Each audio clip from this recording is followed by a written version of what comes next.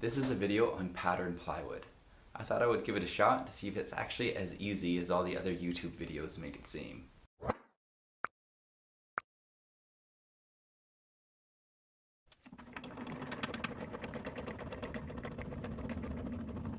First, I'm going to put my blade up and set it at a 45-degree angle. Next, I'll run through my sheet of 3/4-inch plywood. I'm making 3.5-inch strips here, and those will be broken down into two 45-degree strips. You'll see what I mean in a second here. Here's my first strip. Then I flip the plywood over and continue making those cuts. I'm just going to make 4 of these pieces right now because I want to try it out and see how much I can make just using these 4 pieces.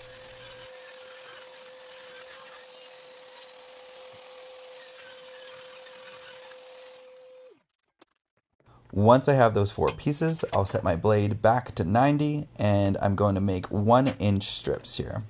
The length of these or the width of these doesn't really matter. You can make it whatever you want, but just make sure that it's consistent for all your pieces. So the reason I made these about 3 inches wide to start is because I wanted enough surface area to push these through on the table saw. But it did end up leaving me a good 1.5 piece of scrap that I can use for other things, but I think doing it again, I'll reduce that size and have less waste. After running all my pieces through, I ended up with a bunch of pieces that look like this. If you fold them together, you end up with a shape that looks like this. Kind of these triangle looking mountain peaks sort of things. I'm setting up my sawhorses for my work surface, and I just use a piece of styrofoam on top because it doesn't really matter if I cut into it or get glue on it or anything like that.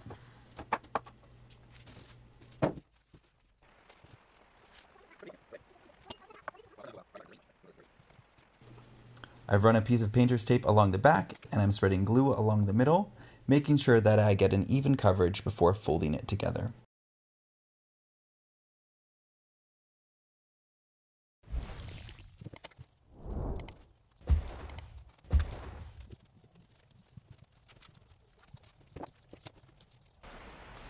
I'm using elastic bands and painter's tape to clamp these together. I was really only able to get the elastic bands on the end though. I wasn't able to get the elastics tight enough and roll them down into the middle very easily. So I ended up using mostly painter's tape to clamp these together, which worked pretty well. I was a little worried about getting enough clamping force with them, but honestly, it did a really good job. I'm doing my best to clean up the glue squeeze out as I go along as well, just to save myself a little bit of work in the future. I'm just using a wet rag or brush to clean out some of that glue. Once those have dried, I'll remove the tape and the elastics and bring it over to my workbench.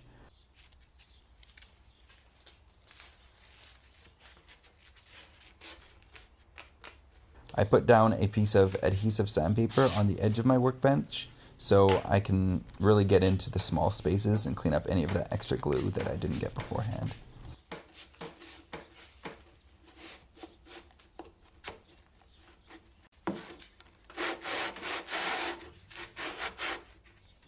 I find this is a pretty good way to have good control of the pieces while sanding them. Once I'm done sanding, it's over to the bandsaw, which is a pretty new tool for me, so I'm excited to try it out. I'm making a little hopper here so that when I cut the pieces, they have somewhere to fall other than the ground.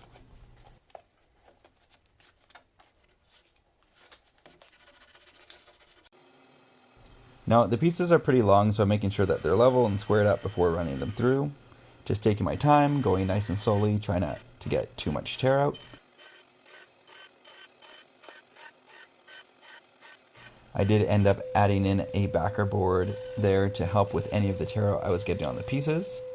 And the blade that I got with the bandsaw isn't the greatest, but I figured I might as well use it for a little while before I replace it.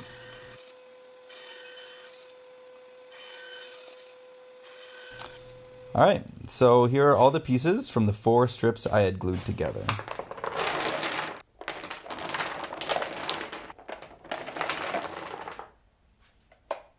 Now bringing them over to my workbench again and going through all these pieces and sanding them down just to get those edges cleaned up.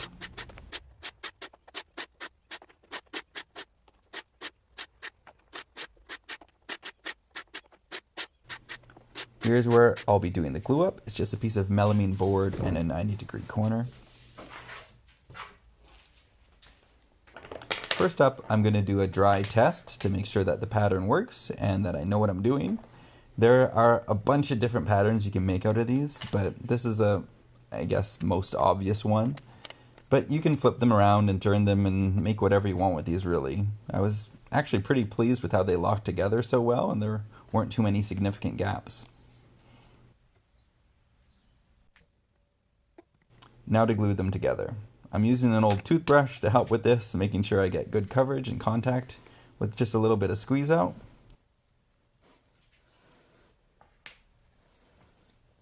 One thing I wasn't quite sure about was how big to make each panel. I didn't want to make them too large to start, so I'm doing a few rows here at the beginning, and if I feel it goes well, maybe I can make a bigger piece next.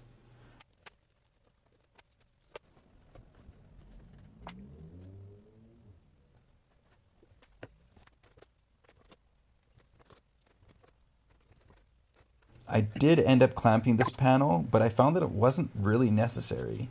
They do lock in together really well, and clamping them presents the issue of the panel bowing or cupping a little bit. And I found that they locked in really well just on their own, so it wasn't something that I did on the future pieces.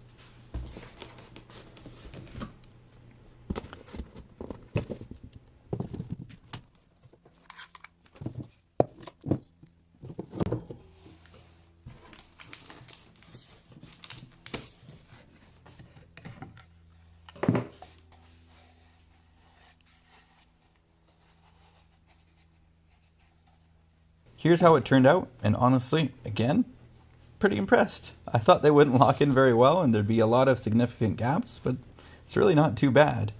What I'm going to do first is actually sand this piece down before I fill in those gaps and cracks. I found that sanding it first allowed me to spread the filler into the gaps a lot easier. If I didn't sand it down a bit first, it was a lot more difficult to get an even application of the filler with all those little bits of dried glue getting in the way. So here's the filler. It's just glue and sawdust, just mixing it together and spreading it on the work surface. After I'm done with this, I'll give it another sanding before I apply some finish.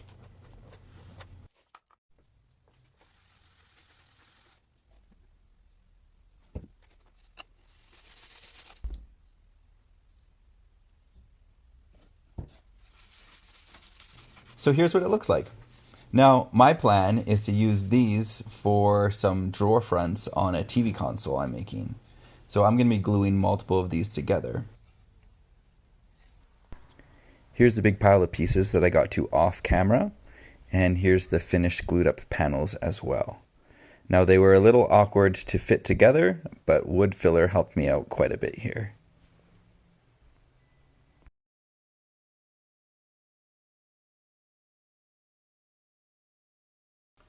Alright, so there you go. There's one of the finished panels.